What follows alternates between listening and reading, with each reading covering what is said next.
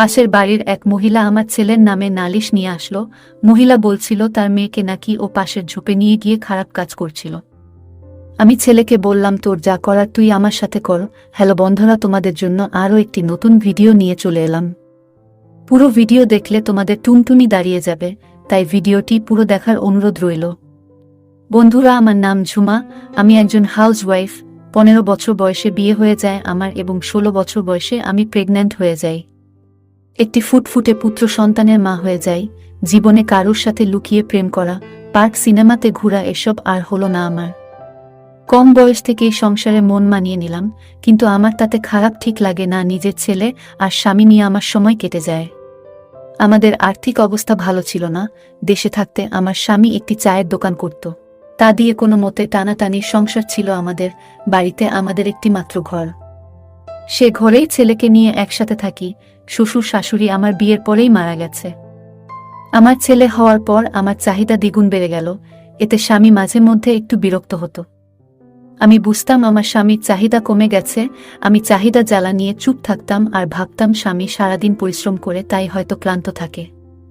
এটা ভেবে নিজেকে শান্ত করতাম, কিন্তু মনকে শান্ত করলেও দেহ ঠিকই উত্তাল থাকত। এদিকে ছেলে দিন দিন বড় হচ্ছে আর দুষ্টু বাদর হয়ে উঠছে। ওর বাদরামির কারণে প্রায় নালিশ আসে বাড়িতে। আমি নিজেই শাসন করি, ওর বাবার কানে কিছু দেই না। এর মধ্যে আমার স্বামী ডিসিশন নিয়ে দোকান বিক্রি করে বিদেশে যাবে আর চলেও যায়। আমি অবশ্য নিষেধ করেছিলাম না যেতে, তার কারণ হলো আমি একা থাকতে পারবো না। এই কথা বলায় স্বামী আমার উপর রাগ করে আর বলে ছেলে বড় হয়ে গেছে, অথচ ওনার খিদে কমেনি। ভবিষ্যৎ চিন্তা করেই আমি বিদেশ যাচ্ছি। স্বামীর এ কথায় আমি আর কোনো প্রতিবাদ করলাম না। স্বামী যখন বিদেশ যায় তার 3 মাস পর জানতে পারি দালাল আমার স্বামীকে জালে ফাঁসিয়ে পাঠাইছে। আর তাই সে বিদেশে বৈধভাবে থাকতে পারবে না, আর আসলে যে টাকা দিয়ে সে গেছে তা আর ফিরেও পাবে না। তাই তাকে পালিয়ে কাজ করতে হবে, আর যতদিন সম্ভব এইভাবেই থাকতে হবে।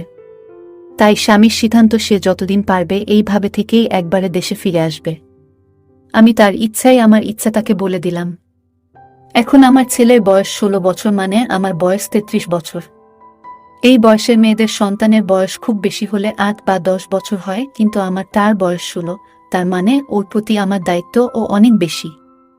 মাধ্যমিক এক্সাম দিয়ে এবার 11-এ উঠেছে, তাই পুরানো স্কুল চেঞ্জ করে নতুন স্কুলে দিয়েছি।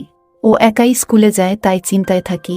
33 বছর বয়সে আমার যৌন জীবন শেষ হয়ে গেছে মনে হতো। নিজের শরীরকে শসা, বেগুন, গাজর দিয়ে সান্ত্বনা দেই, তবু অন্য লোকের সাথে পরকীয়া রিলেশন করি না।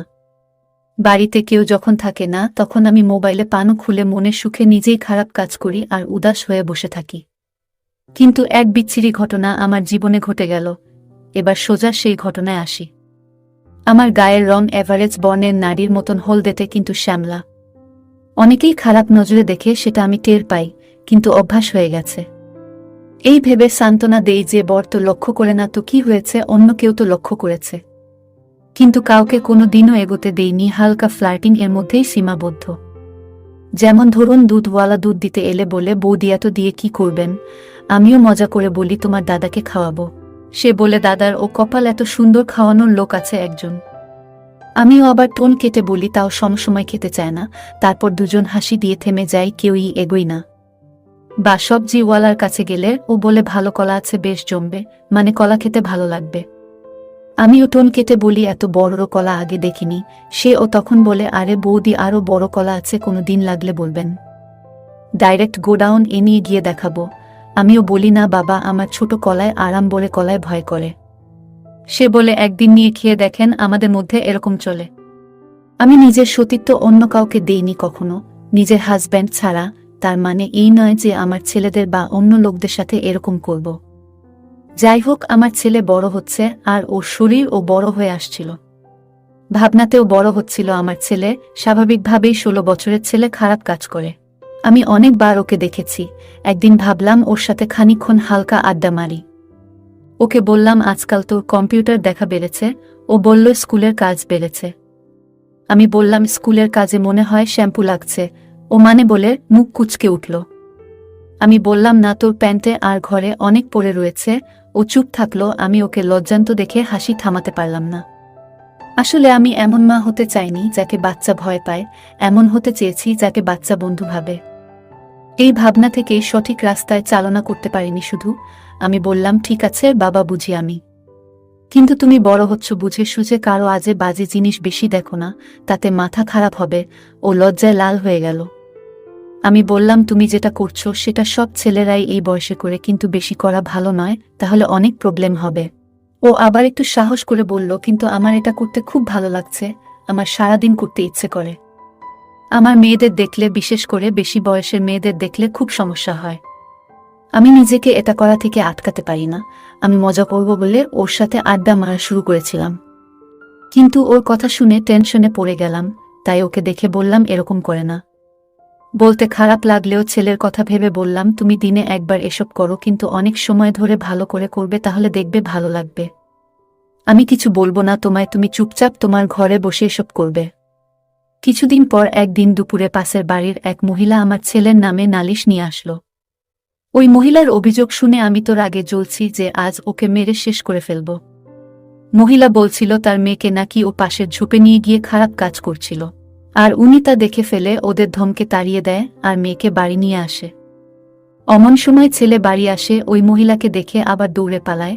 আমি মহিলাকে বলি, আপা, আমি ও নালিশ করেন, আপনি আর কাউকে বইলেন না, এতে আপনার মেয়েরই ভালো। মহিলা চলে যায়। বিকেলে ছেলে বাড়ি আসে, আর এসে ও আমাকে পিছন থেকে জড়িয়ে ধরে যাতে আমি ওকে লাঠি দিয়ে না মারতে পারি। ও আমাকে ধরে বলে, মা তুমি আগে শুনো, তারপর যদি আমার দোষ হয় তখন তুমি আমাকে মেরো।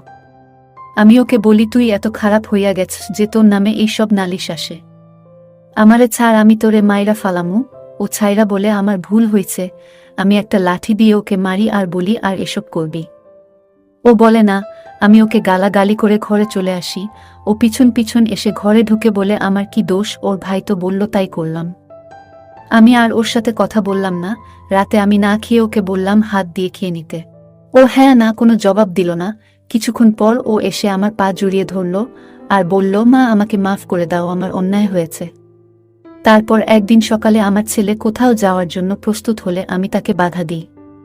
আমি বললাম, কোথায় চললি? ও বলল, কোথাও না মা। আমি জিজ্ঞেস করলাম, আজ তোর পরিকল্পনা কি? খুব প্রস্তুতি নিয়ে যাচ্ছিস? তুই কি কোনো বান্ধবীর সাথে দেখা করতে যাচ্ছিস? ও বলল, না মা, আমার কোনো গার্লফ্রেন্ড নেই। আমি বললাম, তাহলে কি বদমাশ বুড়ো হয়ে গার্লফ্রেন্ড বানাবি?